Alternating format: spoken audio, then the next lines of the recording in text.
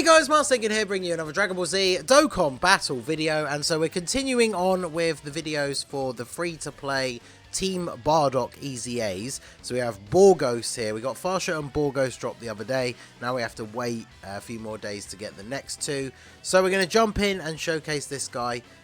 We're doing the Cell Games Infinite Dragon Ball History stage because there is a stage with multiple enemies. This guy is definitely one of the better ones for Super Battle Road. He's one of the ones that I link leveled in advance, knowing that I was going to use him for the Team Bardock Super Battle Road stage. So after his EZA, he greatly raises attack and defense for 1 turn and does supreme damage with a high chance to stun.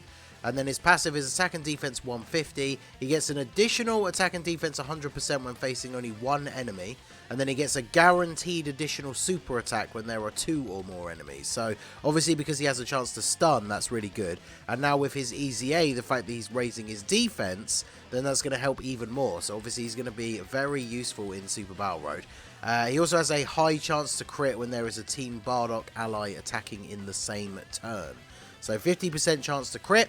So obviously you want to go for as much additional as possible.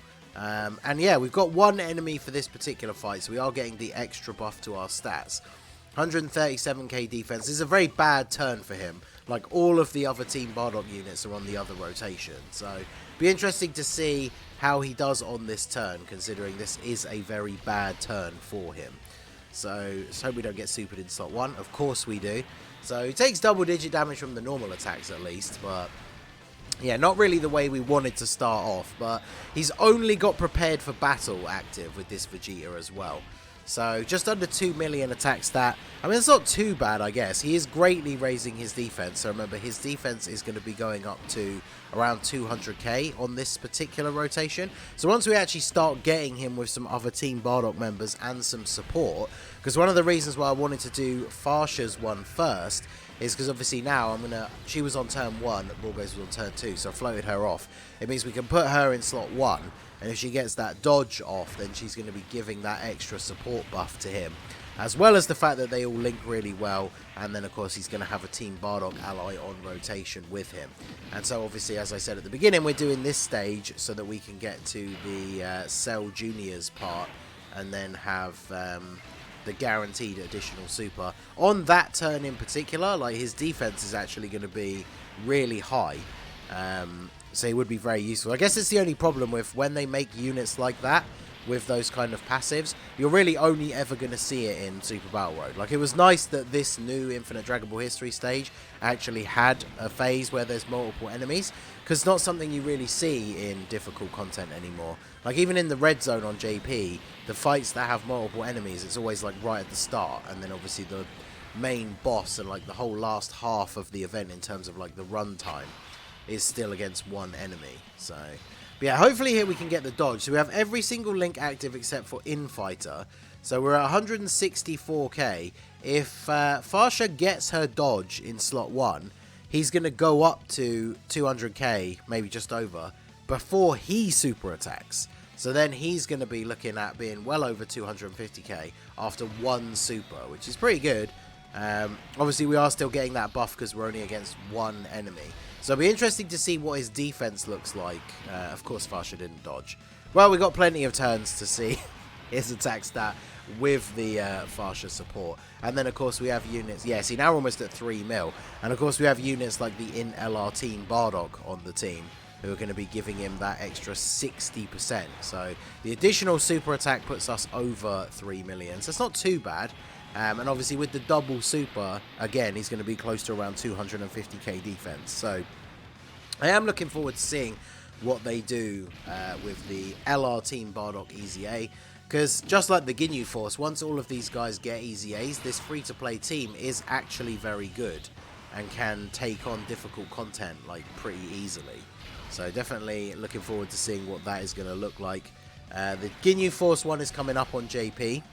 So obviously that'll give us a kind of an idea what to expect, as they are very similar archetype like units, like we saw with the LR androids getting the EZA that basically made them the extreme version of Saiyaman 1 and 2 for like the 2 friend summon LRs. So Be very interesting to see what Team Bardock are going to do. We talked about this in the previous one for Farsha as well, but whenever they release that final copy to rainbow the LR Team Bardock, they just need to give them an EZA straight away, because they are incredibly bad. So, alright, so on this rotation, we're starting out with 192k defense. So, hopefully Farsha can get the dodge. And then once we've supered, we're going to be looking at like 300k defense on this turn, which will be pretty good. I want to see the attack buff as well. So can we get... Yeah, there we go. So we get the dodge. Everybody's stats go up. So what is Borgos going to give us? This is obviously going to be his best turn in terms of both attack and defense. Unless, of course, we get like a double super. So Farsha going to get supered. Hey, there we go. Get the dodge. 100% dodge for this turn. You love to see it. 4.4. I mean, that is pretty good. That's the only downside, like I say, is because LR Team Bardock are so bad, you wouldn't really bring them on the team into difficult content. But as long as dodge isn't disabled, like this rotation, Farsha and Borgos is pretty good. Especially when Farsha's getting that dodge off. Like, we saw the effect that she had on the physical LR Bardock in her showcase video. If you haven't seen that, you should check it out, even if you really don't care that much about the Farsha unit. Like, that video gave us some pretty crazy numbers for the physical LR Bardock that I was not expecting. So definitely check that out if you haven't seen it. But yeah, her being in slot 1, she's obviously going to be able to help provide a really nice buff to everybody else, as long as she does manage to get that dodge off first.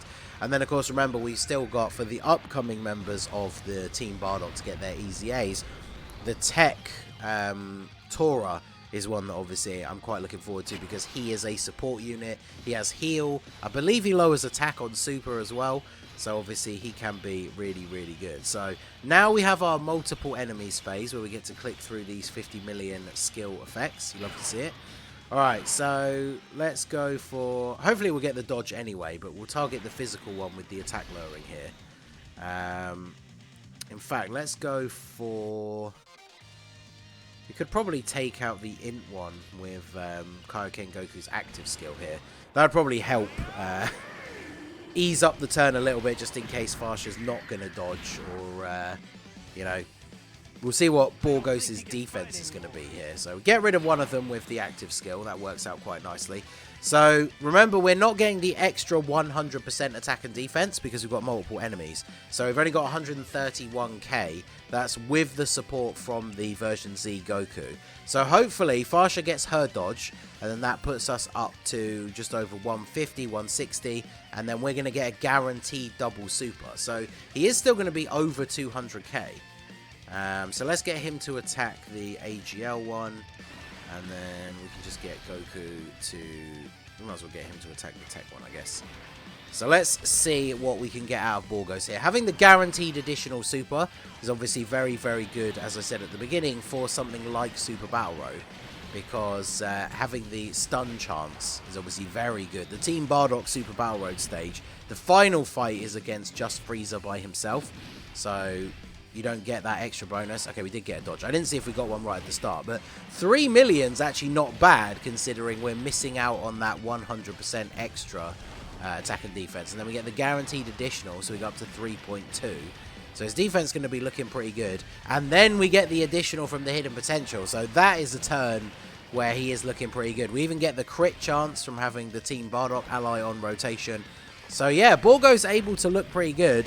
I definitely think he is going to be better in those events where you like can stun and there's multiple enemies. It'll be interesting to see how this team looks on like the red zone, because certain stages, like the early phases, there's probably a couple that you could just about manage to like get through, right, with a free-to-play team.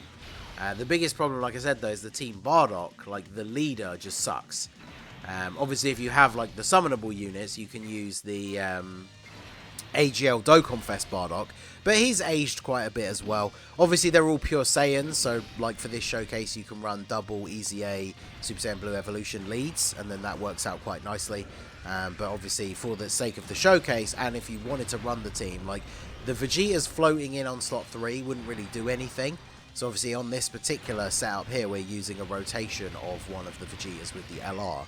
But if you wanted to run like the full free-to-play Bardock team, and then just have double blue evolution for Gia leads. He's only going to be floating into slot 3 and only sharing basically prepared for battle with pretty much the entire team. So it's not going to be the best setup overall. So fortunately I remembered that we can get rotation locked, so I did bring my Sensu beans. So let's go ahead and do this. You should be able to dodge in this phase still. So let's grab these, keep those blues there so we can grab those for Vegeta. And then let's see how we get on here. We just need a dodge from Farsha. Okay, we're not going to dodge the super attack. Great. This will probably do quite a lot of damage. Yeah, 435k. And then we get a dodge, because, you know. Alright, so we should, though, everybody else on the team, because remember, Farsha does raise her defense on super as well. Wow, really? Raise her defense on super as well. We should be able to survive the turn, just based on how much damage everybody takes from normal attacks. But yeah, of course we get supered literally in slot 1 and we don't dodge. And then follow up that by dodging a normal. I feel like I'm saying this more and more regularly now, but like the eat the super, dodge a normal attack meme, it seems to be happening a very large amount lately. It's one way round or the other. But I just keep seeing, like, we'll get hit with a super and then dodge a normal attack that does double digits, or the other way around. Take the normal attack first and then not dodge the super. Seems to always be the way, but what can you do, I guess. But yeah, so I mean, Borgos looking relatively decent. Obviously, when it comes to these longer form single enemy events, the fact that he's getting that extra attack and defensive buff is very good. Unfortunately, you know, you can't really stun in a lot of these difficult events, so that part of his kit's not super useful outside of Super Battle Road. But I think they offset it quite nicely by giving him that extra 100% attack and defense, because you should build him for additional anyway to try and get the stuns if you are going to use him in Super Battle Road, and especially now the fact that he has a greatly raising defense effect. So even against one enemy, if you've gone for a high additional build, you still have the chance to get that second super attack. And obviously, as we saw here against the Cell Juniors, we did manage to get the triple super attack turn when there are multiple enemies. So he definitely can work out very well. But I'm not sure if, when thinking about, like, especially because physical LR Bardock exists, right? So if you're building the free-to-play or just the team Bardock team in general, you obviously have to drop one of the units for physical LR Bardock. It's the same with the Ginyu Force, right? Where you take out the worst one, Berta, for the physical LR Ginyu Force. So it depends. I think it largely depends on the event, who I think is the one that you would probably want to drop on this team. But, I mean, Borgos definitely can put out some decent numbers. I mean, this is the rotation again where he's getting the most support. We're not going to get the Farsha buff, but after he supers, he's still going to be well over 250k defense, close to 300 here. So, I mean, that is still pretty good, and his attack stats are not the worst. I think it's low-class warriors in general needs more buffs and maybe a new leader. I mean, obviously we got the Raditz Dokkan Fest on JP. Turles EZA is probably the best thing to happen to the category in quite a while. But yeah, definitely an interesting one, Borgos. Let me know what you think of our boy Borgos. Which one of the two do you think is better, him or Farsha? And which one are you looking forward to the most out of the three that we still have yet to come? Let me know down below in the comment section. So that is going to be it for the video, guys. This has been the Master Ningen. Smash that like button, subscribe to the channel if you are new. Check out the links down below for the Discord and the merch store, and I will see you all again soon. Have a good one.